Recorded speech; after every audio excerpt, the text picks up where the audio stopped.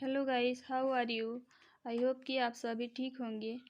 आज हम टॉपिक लेकर आए हैं हिंदी वर्णमाला में अग्रस्वर, पश्चस्वर, मध्यस्वर किसे कहते हैं, विपरीत स्वर, अर्धवृत्त और समवृत्त किसे कहा जाता है। तो चलिए वीडियो को शुरू करते हैं।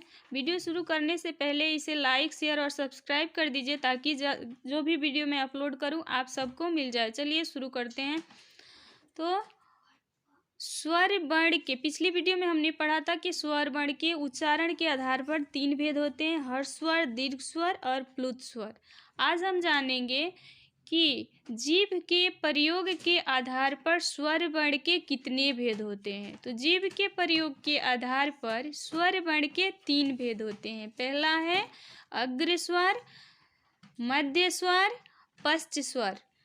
तो अग्र स्वर किसे कहते हैं, जिन स्वरों के उच्चारण में जिह्वा के आगे का हिस्सा उठता है उसे अग्र स्वर कहते हैं। क्या है कि जिन स्वरों के उच्चारण में हमारे जीभ के आगे का हिस्सा जब उठता है तो उसे अग्र स्वर कहा जाता है। जैसे ई, ए। अग्र स्वर 4 होते हैं, ई, ए। उच्चारित करके देखिए, बोलिए ई, ए। इसका उच्चारण जब भी करते हैं तो जीभ के आगे वाला हिस्सा ऊपर की ओर उठता है और इनकी संख्या 4 है। आई होप कि आप समझ गए होंगे। उसके बाद है मध्य या केंद्रीय स्वर।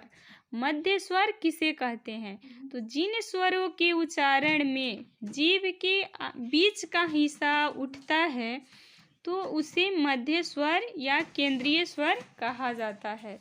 इनकी संख्या 1 है और वो है अ का उच्चारण करके देखिए कि जीभ के बीच का हिस्सा थोड़ा सा ऊपर उठता है और वहीं पे जोर पड़ता है। जैसे हमने उच्चारित किया बोलो अ। तो आई होप आप समझ गए होंगे कि मध्य स्वर किसे कहा जाता है। उसके बाद है पश्च स्वर। पश्च कहने से ही पता चलता है कि पीछे का हिस्सा ही होगा। प से पीछे और प से 5। तो पश्च स्वर का अर्थ है कि जिन स्वरों के उच्चारण में जीभ के पीछे का हिस्सा उठता है उसे पश्च स्वर कहते हैं। इनकी संख्या 5 है। पश्च स्वर की संख्या कितनी है, 5 है। पहला है आ, उ, ओ, औ। उच्चारित करके देखो, आ, उ, ओ, औ। तो इस तरह से जब हम इन 5 स्वरों का उच्चारण करते हैं तो हमारे जीभ का जो सबसे पीछे का हिस्सा है वहाँ जोड़ पड़ता है, वो हिस्सा उठता है, इसलिए इसे पश्च स्वर कहा गया है। आई होप कि आप सब समझ गए होंगे और it is most important for your exam, so study carefully this question. Okay. मुख खुलने के आधार पर अब हम जानेंगे कि मुख द्वार खुलने के आधार पर स्वर वर्ण के कितने भेद होते हैं। तो मुख द्वार खुलने के आधार पर स्वर वर्ण के 4 भेद होते हैं, विपरीत स्वर, अर्धवृत्त स्वर, समवृत्त स्वर, अर्धसमवृत्त स्वर।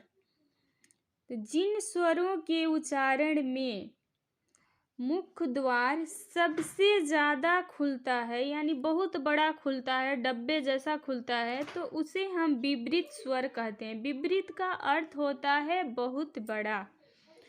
तो विपरीत स्वर की संख्या 1 है और वो है आ। उच्चारित करके देखिए मुंह कितना बड़ा खुलता है, बोलिए आ। आप देख सकते हैं कि हमारा मुंह बहुत बड़ा खुलता है यानी डब्बे जैसा गोल खुलता है, तो इसलिए इसे विपरीत स्वर कहा जाता है। जिन स्वरों के उच्चारण में मुख द्वार सबसे बड़ा खुलता है तो उसे विपरीत स्वर कहते हैं। विपरीत स्वर की संख्या कितनी है, 1।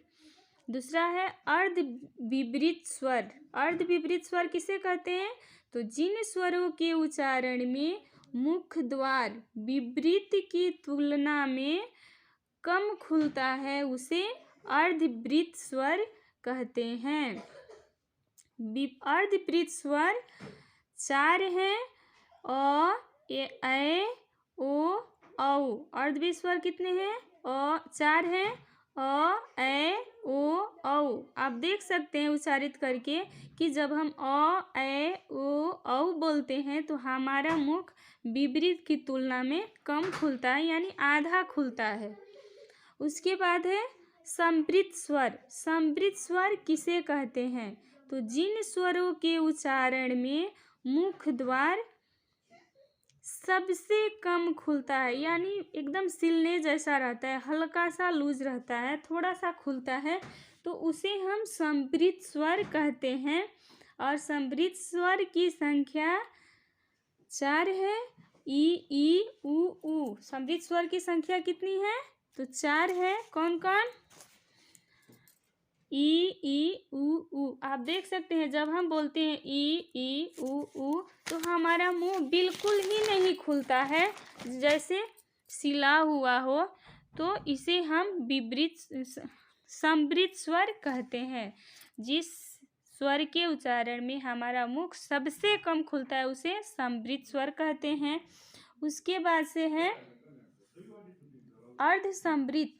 जिन स्वरों के उच्चारण करते समय मुख द्वार सबसे कम खुलता है, यानी नहीं, जिन स्वरों के उच्चारण करते समय मुख द्वार संवृत की तुलना में अधिक खुलता है, संवृत से थोड़ा सा ज़्यादा खुलता है, तो हम इसे अर्ध संवृत स्वर कहते हैं। और इनकी संख्या 2 है। और संवृत स्वर की संख्या कितनी है? 2 है। कौन कौन? तो ए ओ उच्चारित करके देखिए, बोलिए ए ओ। जब ए ओ बोलते हैं तो हमारा मुंह संवृत से थोड़ा सा ज़्यादा खुलता है, इसलिए हम इसे अर्ध संवृत कहते हैं। संवृत का मतलब सबसे कम, यानी बिल्कुल सिला हुआ, और अर्ध संवृत का अर्थ है कि संवृत से थोड़ा सा ज़्यादा। आई होप कि आप इसे समझ गए होंगे और अच्छे से याद भी कर लेंगे, और जब भी एग्ज़ाम में पूछेगा आप अच्छे से लिखेंगे। Okay, thank you, bye.